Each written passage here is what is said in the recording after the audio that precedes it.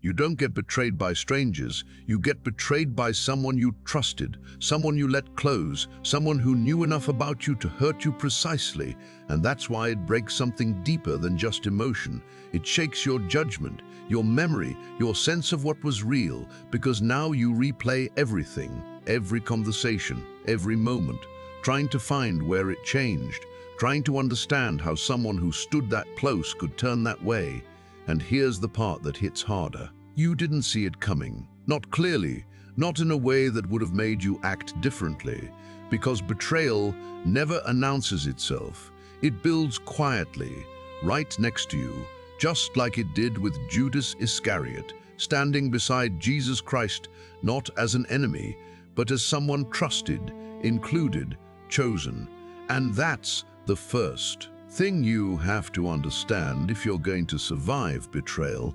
Asterisk, it didn't happen because you were blind. It happened because you were open. Asterisk, and those are not the same thing. Because people love to say you should have seen it, but they don't understand what it means to trust someone fully, to believe in them, to let them into your space without suspicion. And that openness is not your weakness. It's what made the relationship real in the first place. But here's where it turns. Because the moment betrayal happens, you start rewriting that openness as a mistake. You start telling yourself you were naive, that you should have been more guarded, more distant, more careful. And that's exactly where the damage goes deeper than the betrayal itself. Because now it's not just about what they did, it's about what you believe about yourself after it. And if you get this wrong, you don't just lose trust in them, you lose trust in your ability to trust anyone again. And that's the first lesson. Not a comfortable one, but a necessary one. Asterisk, don't confuse your capacity to trust with their decision to betray. Ask. Because if you merge those two, you will close yourself in ways that will affect every relationship after this one. Not because people deserve distance, but because you've decided openness is dangerous, and that decision will cost you more than the betrayal ever did. And here's where it gets sharper, because the second lesson is not what you expect. Asterisk, betrayal rarely starts with the final act. It starts long before you notice it, and this is where most people get stuck. They focus on the moment it happened, the message, the action, the reveal, but they ignore the pattern that led to it, the small shifts, the subtle changes, the things that didn't feel right but weren't clear enough to confront. Like when something felt slightly off in how they spoke to you, like when they started pulling away in ways you couldn't explain, like when you felt that quiet hesitation but told yourself it was nothing. And you remember those moments now because they stand out differently after everything is exposed. But at the time, they were easy to dismiss, and that's the point, because betrayal grows in those unnoticed spaces, in the moments where something is off, but not enough to act on. And this is where you need to be brutally honest, not to blame yourself, but to understand the pattern, because if you don't, you'll either trust too quickly again or not trust at all. And both of those are reactions, not decisions. And this is where the story matters, because Judas Iscariot didn't become a betrayer in one moment. There were decisions, internal shifts, things that changed over time before the final act happened. And that's what you need to see in your own situation. Not just what they did, but how it developed. Not to fix the past, but to recognize patterns so you don't repeat them unconsciously. And here's the part most people get completely wrong. Because the third lesson feels almost impossible. Asterisk, you want justice immediately, but clarity matters more than reaction. Asterisk, and that tension is real, because when someone betrays you, everything in you wants to respond, to confront, to expose, to make them feel what you felt, and that impulse is strong. It feels justified, it feels necessary, but reacting too fast often locks you into a version of the situation you haven't fully understood yet, and that's where you lose control. Not because of what they did, but because of how you respond to it. And this is where you have to slow down, not to protect them, but to protect yourself from making decisions in a state where everything is amplified. Because in that state, you don't just respond to what happened, you respond to what it made you feel about yourself, about your judgment, about your worth, and that's where things get distorted. And if you act from that place, you risk creating consequences that go beyond the original betrayal. And this is where the contrast matters. Because Jesus Christ knew what was coming, knew the betrayal would happen, and still didn't react in a way that lost control. And that's not weakness, that's clarity, the ability to see something fully without being consumed by it.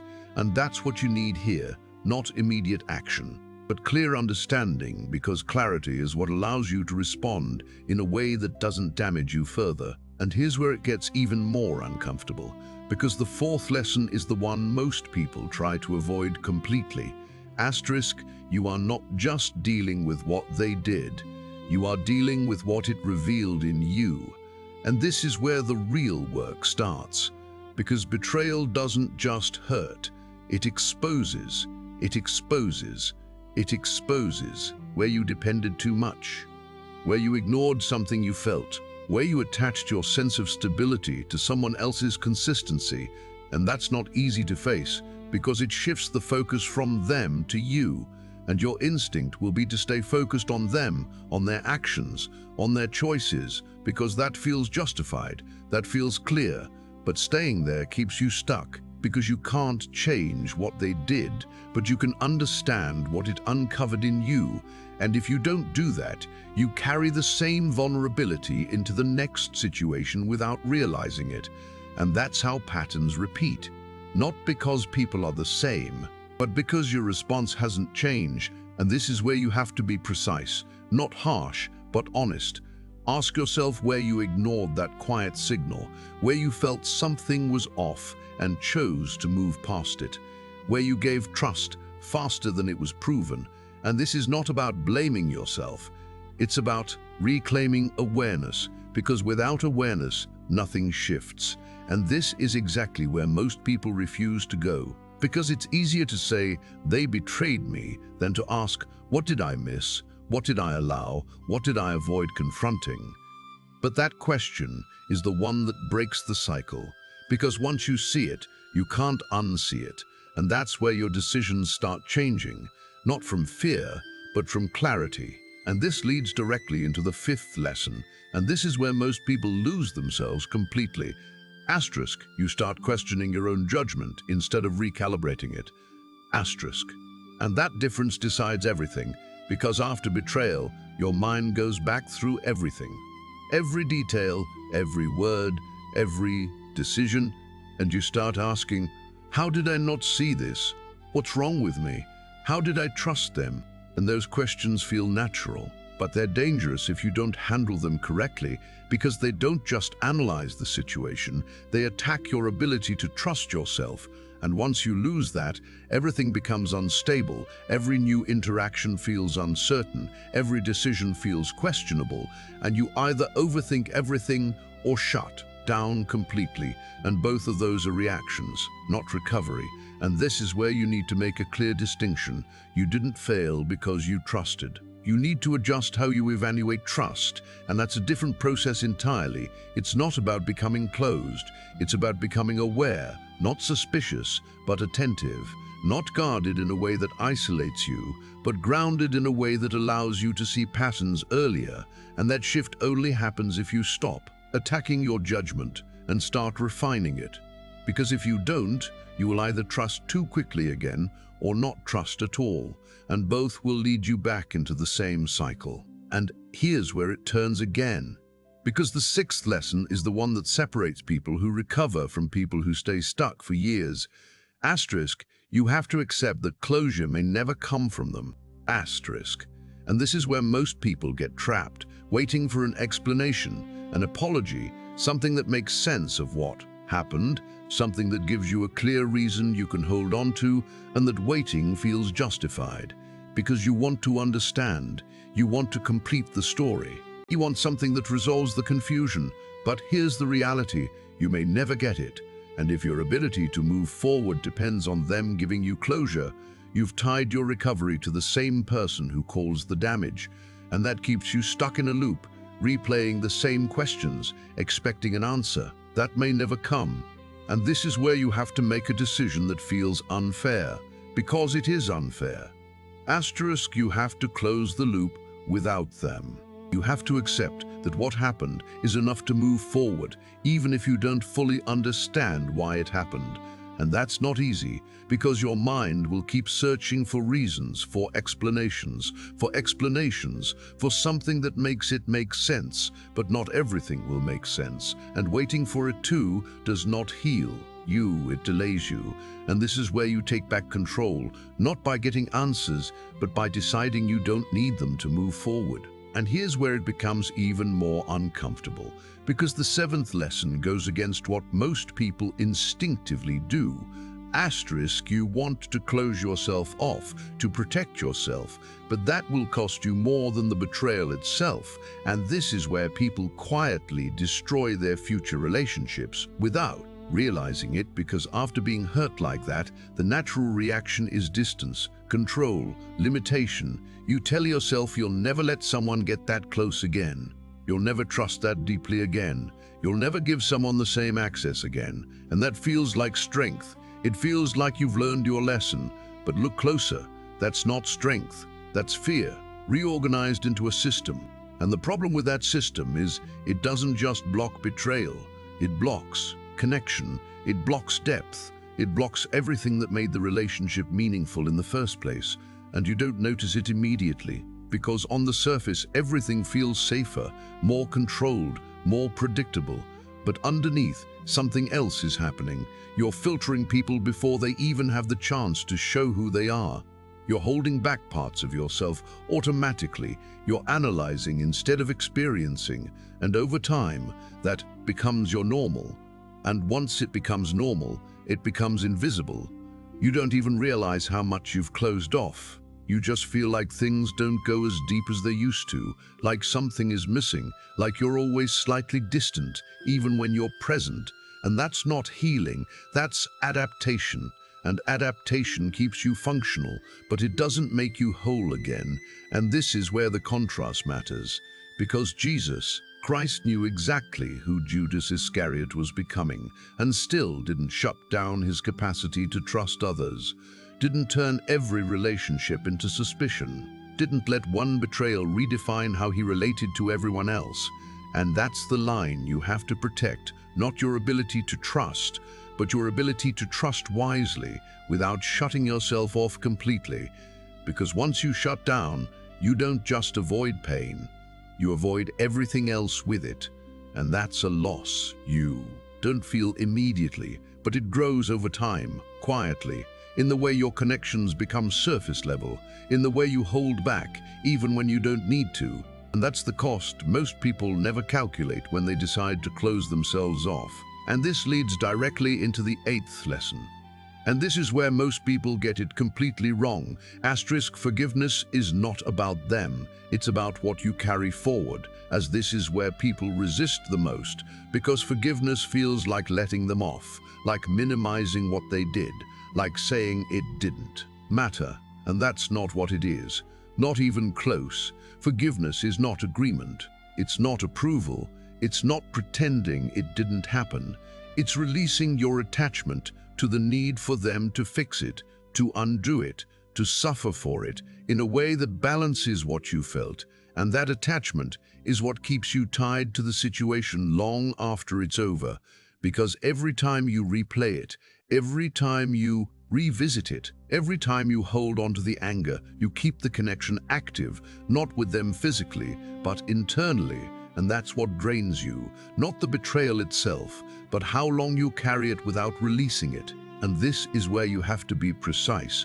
Forgiveness does not mean access. It does not mean trust is restored. It does not mean the relationship continues. Those are separate decisions. Forgiveness is about removing the weight, so it doesn't keep shaping how you think, how you respond, how you see others. And if you don't separate those things, you either hold on to resentment indefinitely or you allow access where it's not deserved, and both are mistakes. Because one keeps you stuck in the past and the other puts you back into the same pattern. And this is where you take control again, not by changing what happened, but by deciding what it continues to do to you. Because if you don't make that decision consciously, it will continue shaping your reactions automatically in ways you don't even notice until it's already affecting everything else. And this is where it becomes even more precise, because the ninth lesson is the one that most people confuse completely. Forgiveness does not restore trust, and treating them as the same will cost you again. Them is the same will cost you again. Because they think if they forgive, they have to go back to how things were. They have to give the same access, the same closeness, the same level of trust. And that is not recovery. That is resetting the exact conditions that allowed the betrayal in the first place. And you've seen this happen, maybe even in your own situation, where you felt pressure to move on, to let it go, to act like everything is normal again. And something in you resisted it. Something in you knew it wasn't right, but you pushed past it anyway because you thought that's what healing looked like. And that's where the mistake happens, because trust is not restored by a decision. It is rebuilt through consistent evidence over time, and sometimes it is not rebuilt at all. And that's the part people don't want to accept, because it feels final. It feels like something is being permanently changed. But that's the reality of betrayal. It changes the structure of the relationship, whether you accept it or not, and ignoring that change is what creates more damage, not the original act, but the refusal to adjust after it. And this is where you need to be exact, not emotional, not reactive, but clear. What level of access is still appropriate? What level of trust has actually been rebuilt, not assumed, not hoped for, but proven? And if you skip that process, if you jump straight back into what it was, you are not forgiving, you are ignoring. And ignoring always leads back to the same result, because nothing has actually changed. And this is where the contrast matters again, because Jesus Christ did not pretend nothing happened after Judas Iscariot made his choice. There was clarity, there was separation, there was no confusion about what that act meant. And that clarity is what you need, not to punish, not to prove anything, but to prevent the same pattern from repeating. Because without boundaries, forgiveness becomes permission. And permission is what reopens the door. You just survived. And this leads to the final lesson, and this is where everything comes down to one decision again, just like it did in the beginning. You don't survive betrayal by understanding it. You survive it by what you do after you clearly see it. And this is where most people stay stuck, because they analyze, they replay, they try to make sense of every detail, hoping that understanding it fully will somehow resolve it. But it doesn't, because understanding does not change your direction. Action does. And this is where it gets direct, because you already know what needs to change. You already see where your boundaries need to be different, where your responses need to be clearer, where your patterns need to be clearer, where your patterns need to be adjusted. And the only reason it hasn't changed yet is because you haven't acted on it in real time. And that's the same pattern that keeps showing up in everything else, knowing and still delaying, seeing and still repeating. And this is where the real break happens. Not when you feel ready, not when it feels comfortable, but in the exact moment where the pattern shows up again and you respond differently. Not later, not tomorrow, but right there. Because that's where direction changes, that's where cycles break. And if you don't interrupt it in that moment, nothing else matters. Not how much you understand, not how much you've processed, because the same actions will create the same result every time. And that's the part most people avoid, because it requires immediate responsibility, not reflection, not analysis, but decision. And if you're honest, you already know what that decision is in your situation. You know where you've been delaying, where you've been softening, where you've been avoiding being clear. And that's exactly where the next moment will come again, not in some big dramatic situation, but in a small familiar one. And when it does, you either interrupt it or you repeat it. And that single decision is what decides whether you actually move forward or stay in the same cycle again. Because survival is not about what happened to you, it's about what you allow to continue after you see it clearly. And here's the part most people avoid until it quietly starts costing them again, because the 10th lesson is not about them at all. Asterisk. It's about what you carry forward into your next connection without realizing it. Ask. And this is where betrayal keeps repeating. Not because the same person comes back, but because the same pattern does, just in a different form, and you don't notice it at first. Because on the surface, everything looks new. Different person, different situation, different energy. But underneath, your responses haven't fully changed, and that's where it slips back in. Not through the same exact actions, but through the same blind spots, the same tendencies, the same places where you move too fast or ignore something too early. And you've seen this before, maybe not clearly at the time, but looking back you can recognize how certain patterns showed up again, how certain moments felt familiar in a way you couldn't explain. And that familiarity is the signal. Not something to ignore, but something to examine closely, because patterns repeat in subtle ways, not identical, but recognizable if you're paying attention. And this is where you have to be brutally honest, not with them, but with yourself. Where do you tend to override your own hesitation? Where do you tend to explain things away too quickly? Where do you give access before it's actually earned? And this is not about becoming suspicious of everyone, it's about becoming aware of yourself, because your awareness is what interrupts patterns before they fully form, and without it, you fall back into the same direction without realizing it. And here's where it gets even sharper, because most people think they need to move on quickly, to prove they're not affected, to show that they're strong enough to leave it behind. But rushing forward without recalibration doesn't make you strong, it makes you repeat, because now you're making decisions from a place that hasn't fully adjusted yet.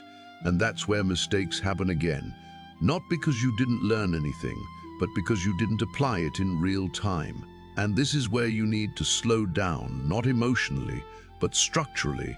You need to observe how you respond in new situations, how quickly you trust, how quickly you dismiss something that feels off, how you handle small inconsistencies. And those small moments are where everything is decided, not in big dramatic situations, but in the early stages where patterns are still forming.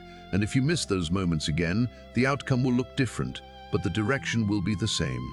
And this leads to something even more uncomfortable, because, asterisk, not everyone who betrays you is the same, but your response patterns can be. Ask.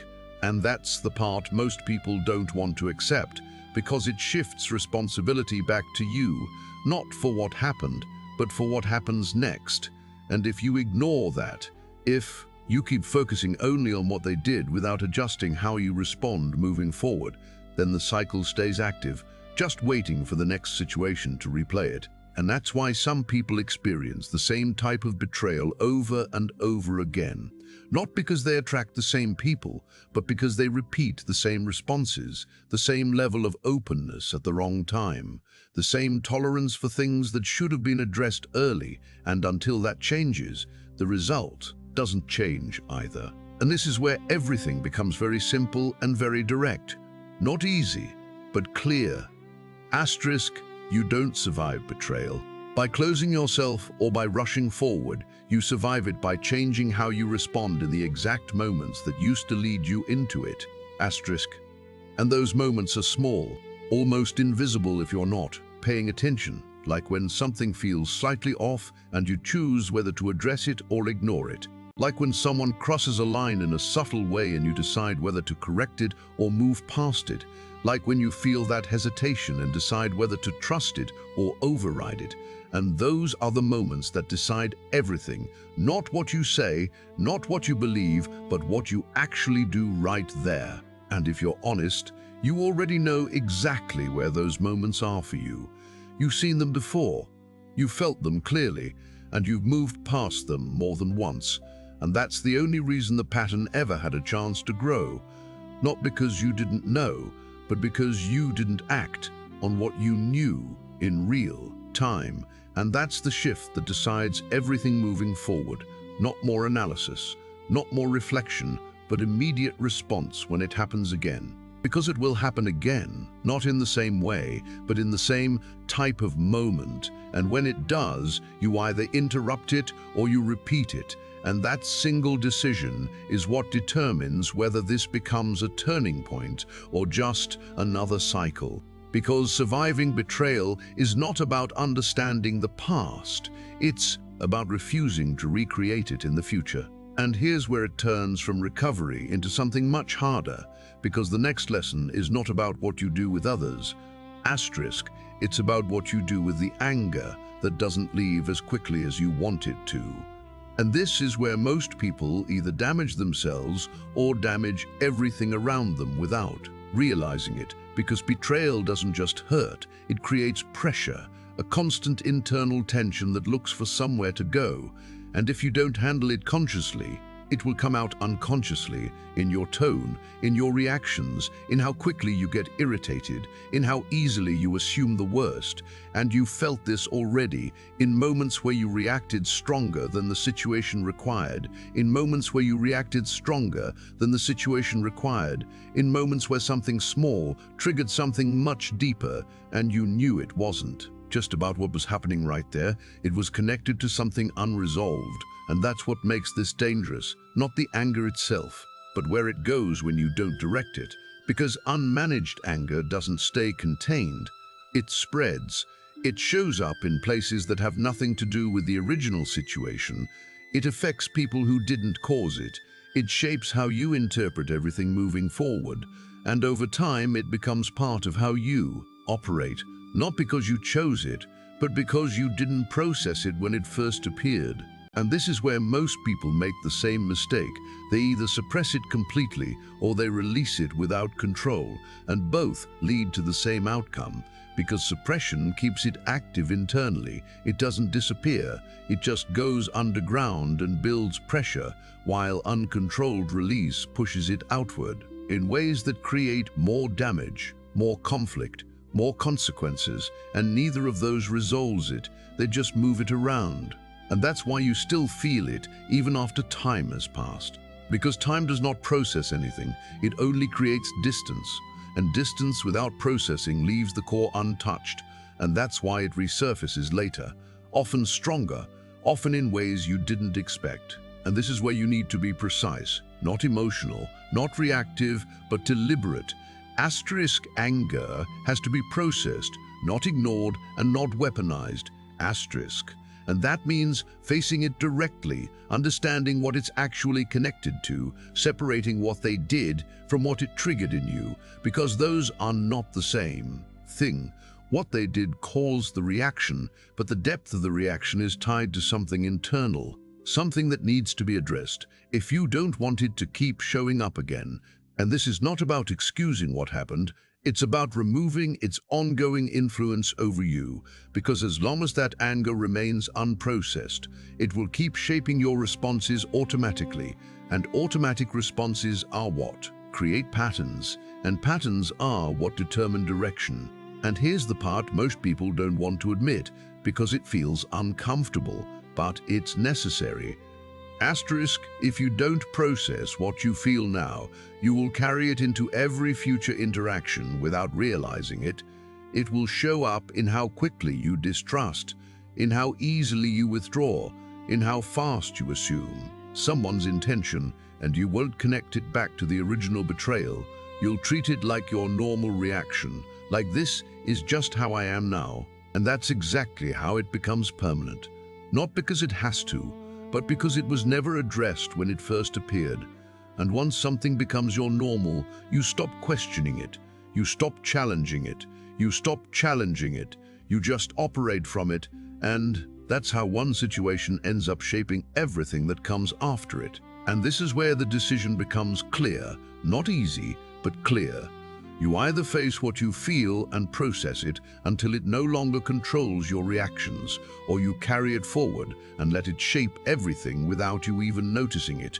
And if you're honest, you already know which direction you've been leaning toward. You've seen the patterns, you've felt the reactions, you've noticed the shifts in how you respond, and that awareness is the point where things either change or stay the same. Because once you see it, you can't pretend it's not there anymore, and the only question left is whether you're going to deal with it directly or keep moving around it and let it follow you into everything else. And this is where it becomes brutally clear, because the next lesson is the one that most people resist the longest. Asterisk, you have to separate the pain of betrayal from your sense of worth, or it will rewrite how you see yourself without you realizing it. And this is exactly what starts happening after betrayal. Not immediately, but quietly in the questions you begin to ask. Why wasn't I enough? What did I miss? What's wrong with me that they chose to do this? And those questions feel natural. They feel like you're trying to understand, but they're not neutral. They're shifting the focus from their decision to your identity, and that's where the damage goes deeper than the betrayal itself. Because now it's not just about what happened, it's about what you believe about yourself because of it. And if you don't catch that shift early, it starts shaping everything. How you show up, how much you give, how much you hold back, how you interpret other people's actions. And you may not say it directly, but it shows up in subtle ways, in how you lower what you expect, in how you tolerate things you wouldn't have tolerated before, in how you hesitate to fully show yourself again. And that's not healing, that's adjustment based on a false conclusion. And false conclusions are what keep patterns alive, because they shape your behavior in ways that reinforce the same outcomes. And this is where you have to be extremely precise, because asterisk, what they did reflects their decision, not your value, asterisk. And those are not the same thing.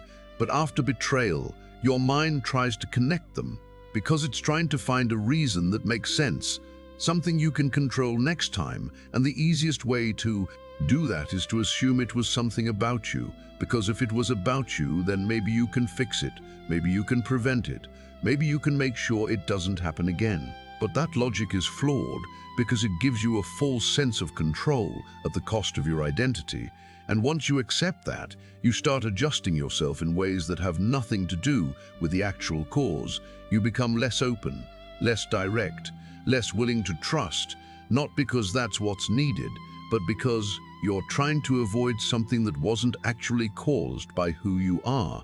And that's how people slowly lose parts of themselves after betrayal, not all at once, but piece by piece, adjusting, filtering, holding back, until they no longer recognize how much they've changed. And this is where it gets sharper, because asterisk, if you let betrayal define your worth, you will carry that distortion into every future connection.